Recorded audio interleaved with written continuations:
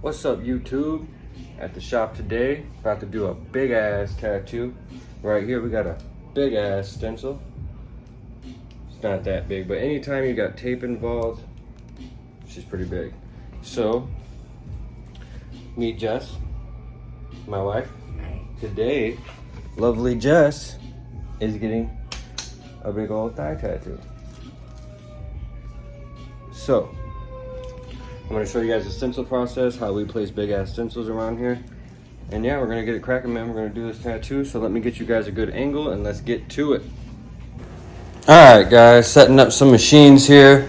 Wanted to show you guys how I set up my machines prior to tattooing. As you can see, keeping everything clean. Got the gloves on. Got the wash bottle wrapped up. Got 2 plastic gallon bags laying on my table. Those are my barriers. I place those every tattoo so I could set all the items I am using for that tattoo on the gallon bag, and then when I am done, I throw away the gallon bags and wipe down the table, right? Alright, so keeping things clean, that's the first thing. Now as you can see, I put my needle and tube into the machine, right? I put a wash bottle bag over the machine, and then I proceed to wrap the machine. This way your machine is protected from blood and other things like that, because even though you don't see it, it's hitting your machine, and if your machine's not wrapped and you're doing tattoo after tattoo, you're technically transferring blood. So a lot of people I see do not wrap their machines. I feel like it is fully necessary. And after you wrap the machine, you just plug the clip cord in like normal and it pokes right through the plastic and you're up and running. So setting up the machines, keep everything clean. Not going to go too further into that because this is stuff you should already know if you've been through your apprenticeship. Now, what I want to talk to you guys about today besides the stencil is the needle selection I am using. So I have a standard 5, a standard 7, a standard 14 for my coil machine. All 3 of those needles are textured needles from Workhorse irons. Then I have a Bug Pen 3 cartridge, a Bug Pen 7 cartridge, and a Bug Pen 11 cartridge for my Cheyenne Solterra. Now, most of these lines will be done with the 5, 7, and the 14 standard gauge needle on my coil machine. And the reason for that is, the needles from Workhorse irons all come textured. Now, textured needles, it's a big debate if they cause more trauma to the skin. Some people say they actually rip the skin and all this other stuff. Well, actually, I find that they do not rip the skin. The tattoos heal fine, and the ink actually goes in on the first pass every single time. So in my eyes, the way I see it, you're using these textured needles, you're getting the ink in one pass, is causing less trauma to the skin. These needles are the key to success in one pass lines. I'm telling you guys, textured needles, that's the highlight of this video. We're going to go in it, pick you up some textured needles, and just start trying them out. They work amazing for color, for lining, for everything except for light, soft shades. Because like I said, they'll put a lot of ink in the skin really fast. So I use regular cartridges when I'm doing soft shades to get less ink. That way I'm able to layer it up. But when I'm doing lines and solid color and stuff like that, the first thing I'm going to grab is the textured needles.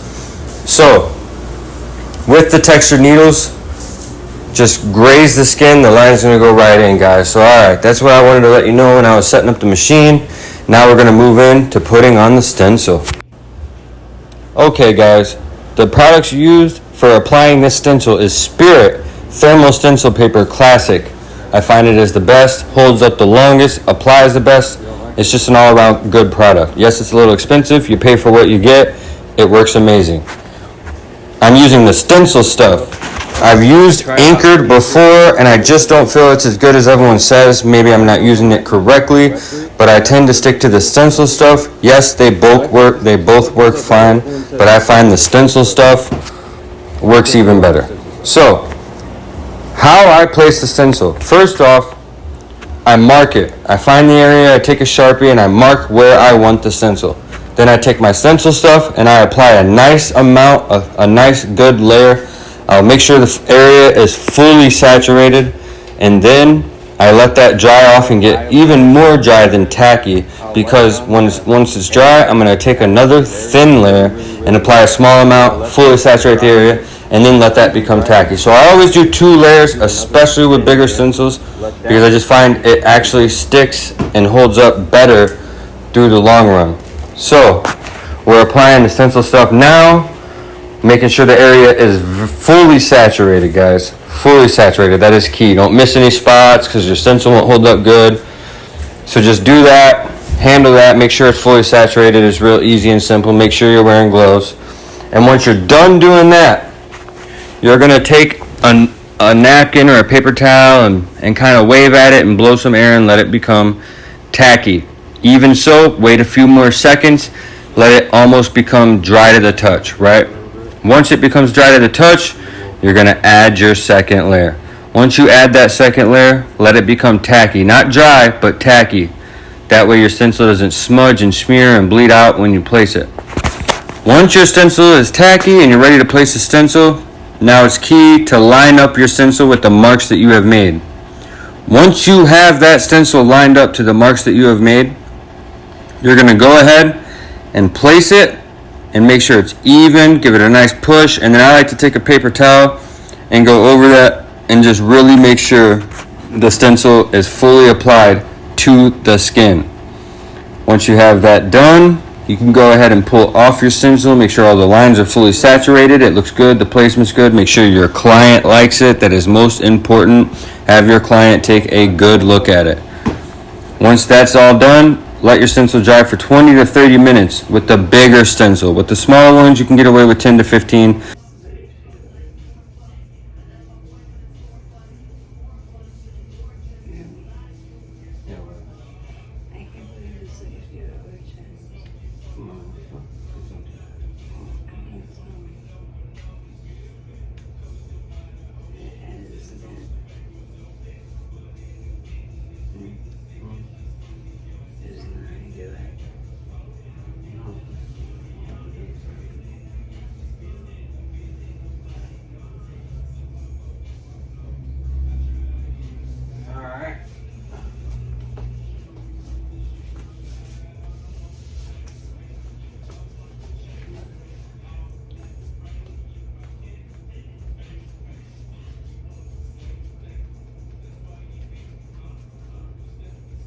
When placing big stencils like this, you always want to take your scissors and cut some stress points in there on both sides.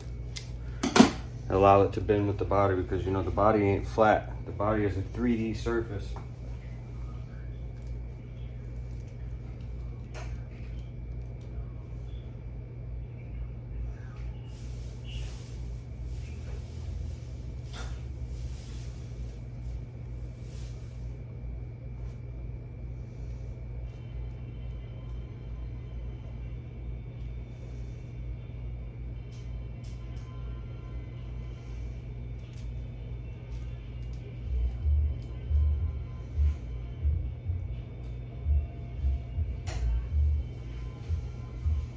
Don't move it.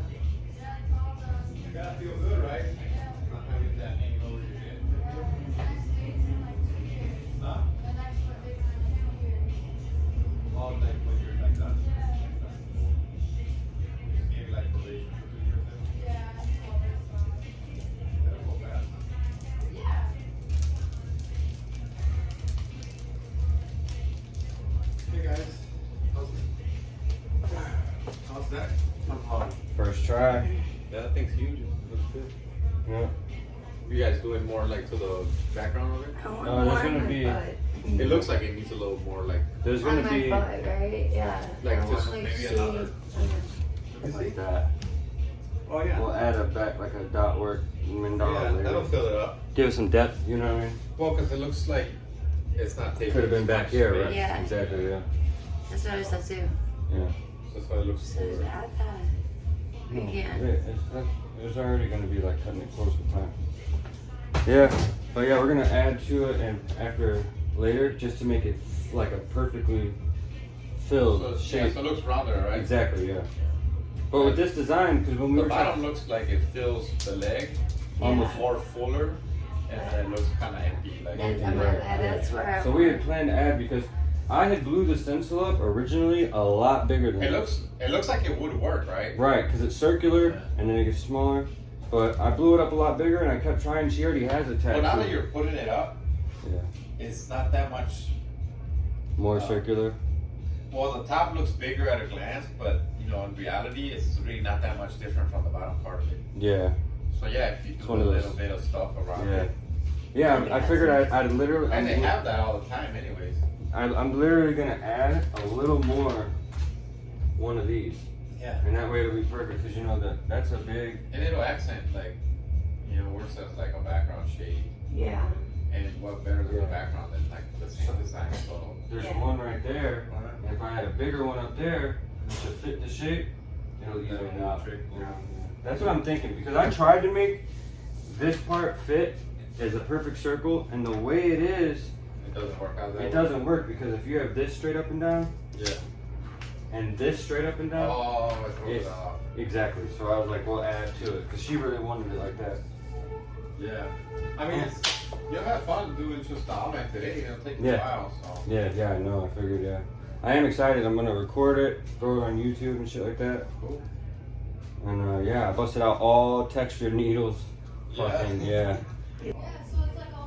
Couldn't have been any more better on the first try. Alright, let's give the viewers. Let's give the viewers a nice look at the stencil on the first try stick. Look at that thing.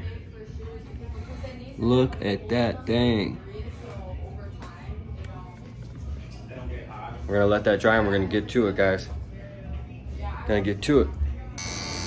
Alright, guys. Few lines in. Here I'm lining with a standard 5-round liner. Some of the finer lines on the bottom. I'm running my machine on 4.5 volts. It's a hard-hitting, fast machine, a Safari coil machine. And with a smaller needle like that, it does not take much on the voltage. So I'll start my voltage off on a very low voltage and I'll turn it up until my machine hits the brake and starts to push the needle. And that's where I'll tattoo, and I find that works about perfect. So here I'm just knocking out lines. Always start a tattoo from the bottom up. That way your stencil holds up really, really well. You're not wiping the whole thing. If you start at the top and you're consistently wiping down, eventually your stencil will disappear.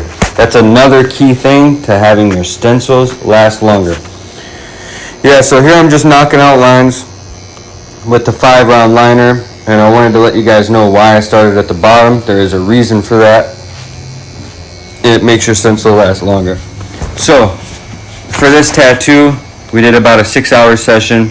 We got to come back to finish it off. I will be making another video on that with better angles, better views of me actually doing the tattoo. This video I just wanted to share with you guys how I do the stencil process and the needles that I use for lining big tattoos like this. So if you like the video, please like, comment, and subscribe. We're going to finish this tattoo in about 3 to 4 weeks. We're going to go ahead and knock it out, add some more to it. I'm going to make a video on that. And yeah, if you like the video, do not forget to like, comment, subscribe. And tell me if you've used textured needles. If you've used textured needles before and got results like this, drop that in the comments below and let me know.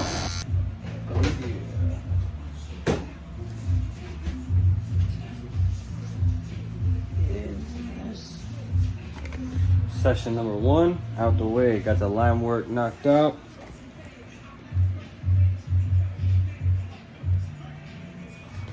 We'll be back in about 3 to 4 weeks, maybe 2. They say 3 to 4, who knows? To get that all that little stipple shading in there. Has to go in there yet. But on a good note, line works out the way. Let's go.